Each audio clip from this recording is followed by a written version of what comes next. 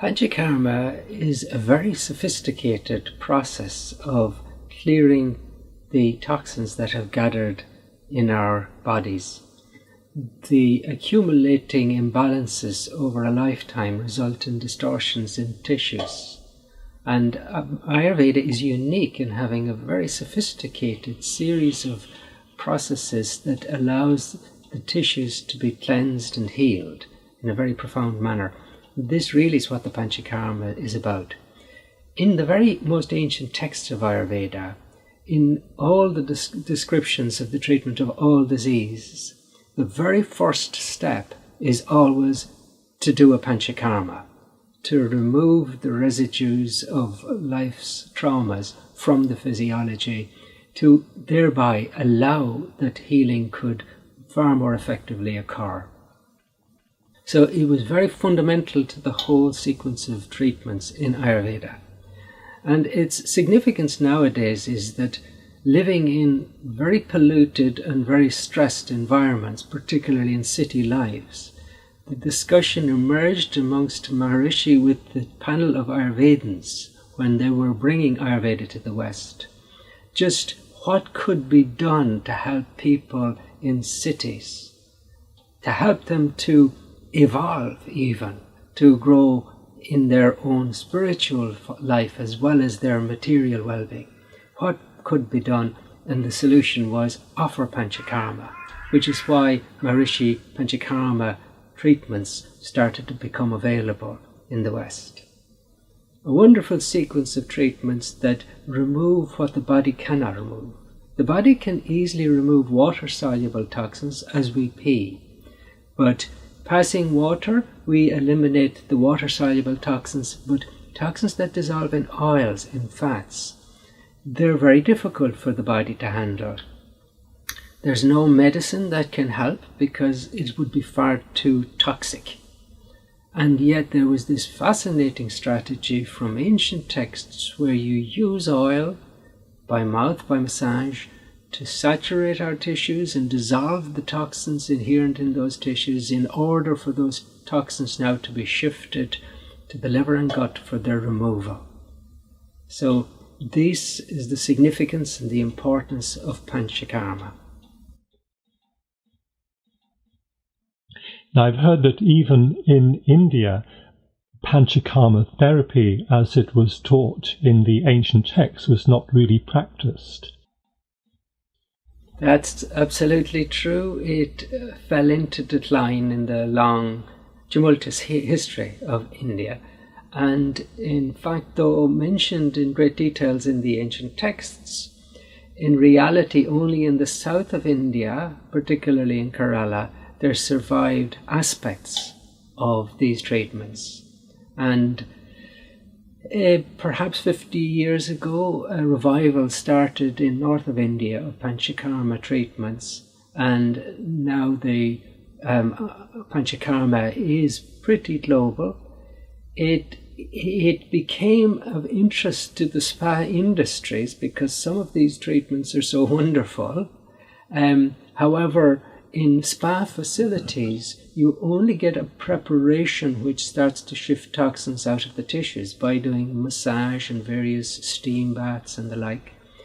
However, not removing the toxins just allows those shifting toxins just settle down somewhere else in the physiology, and in the long term, no great benefit, and maybe perhaps the re-establishment of toxins elsewhere could cause problems. So even though the treatments in the spas are wonderful, they're not what Panchakarma is completely about, which is the removal of those toxins completely from the body. I notice in health magazines and women's magazines you see plenty of adverts promoting detox treatments of one sort or another, even Panchakarma, but it rarely seems to be the total detox that classical Panchakarma recommends, but more superficial somehow and less deeply cleansing. You have to recognize the whole sequence of steps which is so brilliantly laid out in the old texts, where the toxins that are in our tissues are dissolved in the fats and that make us. And so the initial step is to use oils by mouth and by massage. And these oils are saturating our tissues, and they're in our bloodstream and in our gut. And it allows a conduit for toxins, fat-soluble toxins, into the blood and into the gut for elimination. But the second step in the process is then a lot of heat treatments, which open the circulation and which help dissolve the toxins so that they can so easily be shifted. And the third step then is elimination, where various products are taken, whether as purgative treatments or even some enema treatments, and the herbs in it draw those toxins to the liver, to the gut, from where they're eliminated. Now, without that third step, all the preparatory treatment of removing the toxins from the tissues and bringing them to the bloodstream, it hasn't actually achieved the purpose of elimination. So it has to finish with the proper elimination processes, or else the toxins are just settling back down in the tissues again. And is this sort of treatment good for everyone? These treatments are strong treatments, so they are, for most people. There may be some who are not strong enough. In that situation, you would end up just doing very, very gentle treatments for them, and perhaps not full Panchakarma. If someone is over the age of 70 to 80, these treatments are not so indicated, because it demands a certain strength in digestion and metabolism to shift those toxins from the tissues. And so for the majority of people, however, these treatments are excellent. And you seem to indicate, or it's often indicated, that they're done according to the seasons, that they should be done throughout the year at certain times of the year. So it should be really a part of the prevention strategy of everyone. Well, that is the beauty of Panchakarma. Whereas traditionally it was a very important part of treatment of disease, it was also an excellent preventative, because we want to remove the toxins before they get to the point of total disruption and disease. And the earlier you act in a disease process like that, the more effective is your treatments. So when you recognize that you're removing the blockages to the integrated functioning of the physiology, which is really the blocks to the flow of our own intelligence in mind and body, then you see the significance. Sometimes people come in a very healthy state for Panchakarma, and what they gain from it is really an awakening and a lightness, a liveliness in mind and body, and a serenity and a joy. And so, yes, it's a great preventative strategy as well as being a treatment. I know I feel always amazing whenever I have Panchakarma therapy. And how have you find most people feel after they've done Panchakarma?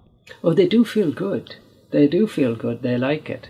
And you get some very interesting stories. One lady who, as an air hostess over many years, had really worn down with all sorts of fibromyalgia and ME type symptoms and just depleted. And medicine, doctors told her there was nothing wrong with her. Well, after her first Panchakarma, when she came in the door, her husband said he had swapped a clapped out Morris for a Porsche, and anytime she wanted to do Panchakarma, to go and do it. So you get these sort of stories. I love the actual people who come for fertility problems, because there's been so many babies born as a consequence of the parents having Panchakarma. And so it's a general health strategy. In relation to the seasons, yes, even though we live a balanced life, the old texts describe how in their seasons, each of the dosha can still get a little bit out of balance. And therefore, at the change of season, it was always recommended to have a Panchakarma to clear the residues of wear and tear from the previous seasons.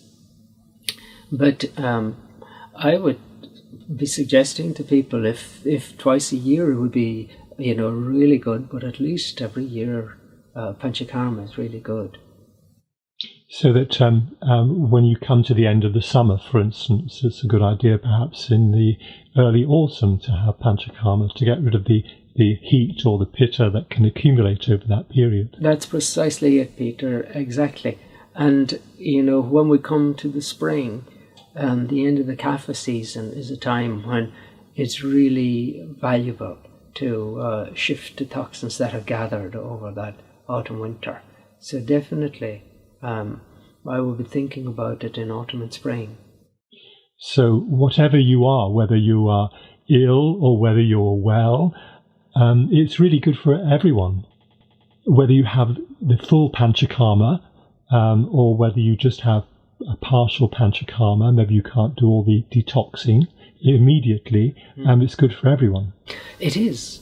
Well, when you think of the foods we eat, the water we drink, the air we breathe, how polluted they now are, and how the 50,000 odd chemicals that we've been pouring into our environment since the last 70 years, how they're coming up along the food chain, and now we know they're interfering with fertility, they're perhaps contributing significantly to cancers and to other illnesses. These toxicants, as they're called, are increasing in our tissues, and medicine has no solution. And it's quite fascinating to me that the solution emerges from this ancient tradition of Panchakarma, and that there's research showing that the levels of toxicants in people's tissues are halved just with one Panchakarma treatment. And those who have regularly Panchakarma have far lower toxicants in their tissues.